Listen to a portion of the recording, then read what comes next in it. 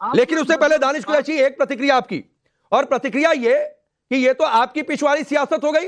अकबरुद्दीन ओवैसी भी जाते रहे औरंगजेब की कब्र पर, औरंगजेब का महिमा मंडन, उसके सारे इस देश में वोट लिया जाएगा क्या?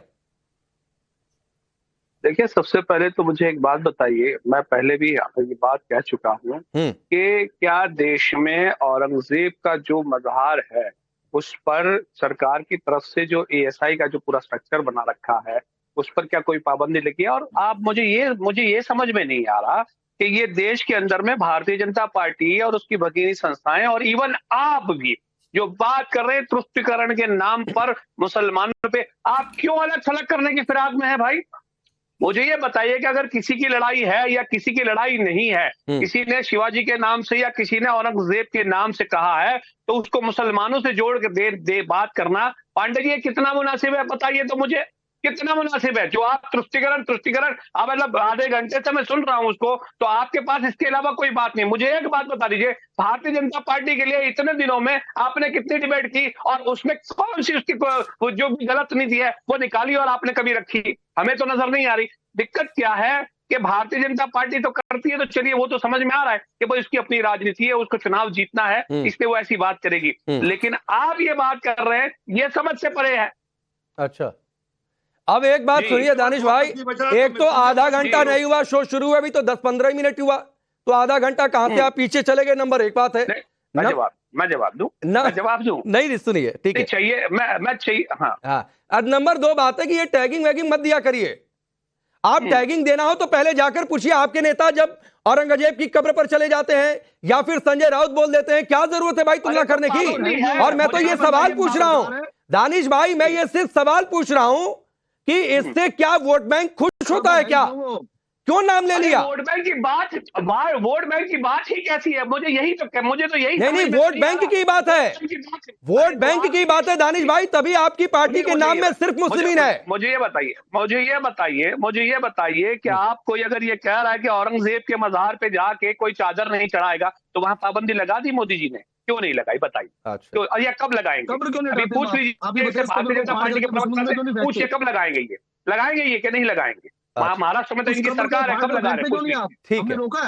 ठीक है रतन शारदा जी, एक तो दानिश कुरैशी की बात का जवाब, दूसरी बात है कि कोई औरंगजेब का नाम ले, औरंगजेब का कोई नाम ले, उस पर सवाल पूछ दीजिए तो उस पर आपत्ति जताने लगे, तो इसको तुष्टीकरण नहीं कहेंगे तो क्या कहेंगे?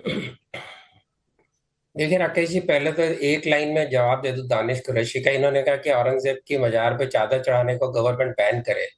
क्यों बैन करे? आपका विवेक बुद्धि नहीं है क्या? आपको औरंगजेब अपना लगता है क्या? अगर आपकी विवेक बुद्धि होगी तो आप औरंगजेब के यहाँ पर मजार पे नहीं जाएंगे, बड़ी सीधी सी बात है। दूसरी बात, मैं मुख्य बात पे आता हूँ। देखिए, जो संजय राउत है, ये भाजपा के लिए एक दूसरा आशीर्वाद है। पहला आशीर्वाद है राहुल गांधी, दूसरा आशीर्वाद है संजय राउत। संजय राउत को सबसे बड़ा श्रेय जाता है शिवसेना तोड़ने का, और इसके कारण संजय राउत तो उनके आशीर्वाद है। जिस तरह की गंदी भाषा, वो जब से भाजपा अलायंस से दूर है तब से उनकी गंदी भाषा हमेशा शिवसेना को लोगों की नजरों में गिराती जा रही है। इसके लिए शिवसेना को उसका जवाब देना चाहिए, हम उसकी चिंता क्यों करें।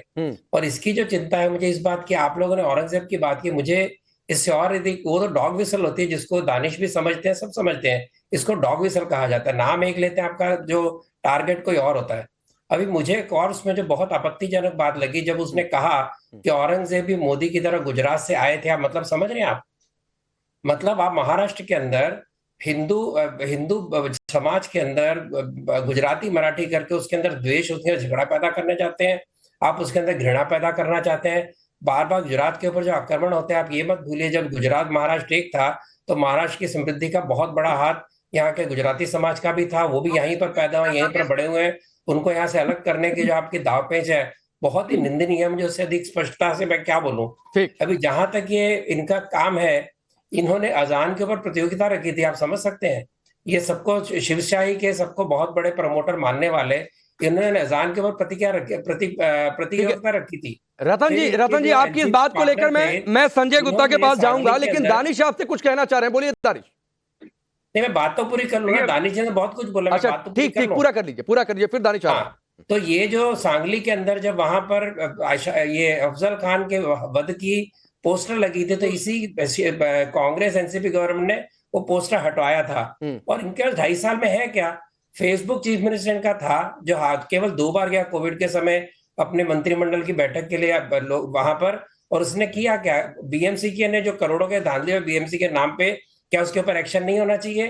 क्या एसआरए के नाम पर संजय राउत खुद जिसके ऊपर करोड़ों के घपले का आरोप है उस पर एक्शन नहीं होना चाहिए? आप चाहते हैं क्योंकि आप ऑपोजिशन में है तो आपके ऊपर कोई एक्शन ना हो, या ना करोड़ों के घपले कर लेंगे? ठीक है रतन जी, दानिश कुछ कह रहे हैं, इशारा कर रहे हैं, उनको सुन लिया जाए फिर मैं आता हूं। दानिश बोलिए।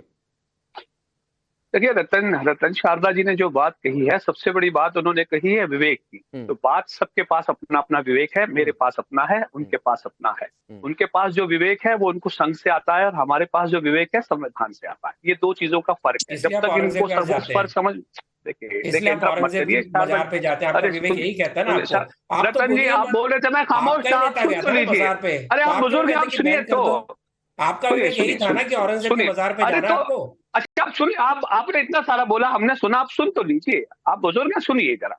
अब सवाल ये है कि सबके पास अपना अपना विवेक है। शायद मेरा कम होगा, आपका ज्यादा होगा, या आपका कम होगा, मेरा ज्यादा होगा। लेकिन सवाल ये है कि आप उस पे आधार बनाकर जब राजनीतिक करने निकल आते हैं, तब आपको ये समझ में आता है कि एक व्यक्ति ने कहा कि कौन से प्रदेश से कौन सा व्यक्ति आया है, तो आपने तो खुद अपना नाम डिक्लेयर कर दिया। किसी ने तो पूछा नहीं, ना मैंने पूछा ना और किसी ने पूछा। खैर, और किसी पार्टी का प्रवक्ता मैं नहीं हूं, लेकिन सवाल ये है कि जब सब मिला के, जब सुनिए रतन जी सुनिए, सवाल यहाँ ये है, रतन जी सुनिए तो, रतन जी सुनिए तो, सवाल ये है, ये क्या इशारे होते हैं सबको पता है, राजनीति में इशारे कहाँ जाते हैं, जवाब ही दे रहा हूं, मैं जवाब ही दे रहा हूं। आपकी पार्टी के गेम खेलने में पता है, आपके एमपी ने कहा नुपुर शर्मा को टांग दो फांसी पे चौराहे पे। इसी कांग्रेस गवर्नमेंट ने, शिवसेना गवर्नमेंट ने एक्शन लिया था क्या? बताइए मुझे। सुनिए मेरी बात, आपके एमपी को आपने निकाला था क्या? नुपुर शर्मा को खंबे पे लटका दो फांसी पर, एक कहने वाला आपका एमपी, उसको किसने साथ दिया? आपने कुछ किया? शिवसेना ने कुछ किया? नहीं, फांसी पे चढ़ा देंगे आप एक व्यक्ति को। आप डिमांड करेंगे औरंगाबाद के चौक पे चढ़ा दो फांसी पे, और उसका आप उत्तर नहीं देंगे, उसका आपको एक्शन नहीं लेंगे। अच्छा, मैं दोबारा मुद्दे पर लौट रहा हूँ। बहुत अच्छा विवेक रतन जी और दानिश भाई, मैं दोबारा अपने मुद्दे पर लौट रहा हूँ। मैं जवाब दूं आपको? नहीं, मैं जवाब दूं। चलिए 20 सेकंड में जवाब दीजिए, फिर मैं संजय गुप्ता के पास आ रहा हूं। 20 सेकंड दे दूं। देखिए, जहां तक सवाल है चौराहे की, तो असद साहब ने खुद इसके लिए अपॉलॉजी दिखाई। लेकिन मुझे ये बताइए, प्रधानमंत्री आवास से चंद मिनटों दूर एक मेंबर ऑफ पार्लियामेंट ये कहता है कि मुसलमानों के ठेले से मत खरीदो, और दूसरा एमपी ये कहता है कि चालू लगा दिए। आपने उसको निकाला क्या? उसके ऊपर केस हुआ क्या? ये कहने की हिम्मत आपकी पार्टी, दूसरा आपका कहता है कि 15 मिनट दूर करो पुलिस, सारे हिंदुओं को ठिकाने लगा देंगे। आपका ये कहता है पठान की जगह हम 15 करोड़ 100 करोड़ में भारी पड़ेंगे। ये सभी ने कहा, पठान ने माफी मांगी, माफी तक नहीं, आपके पठान ने माफी मांगी।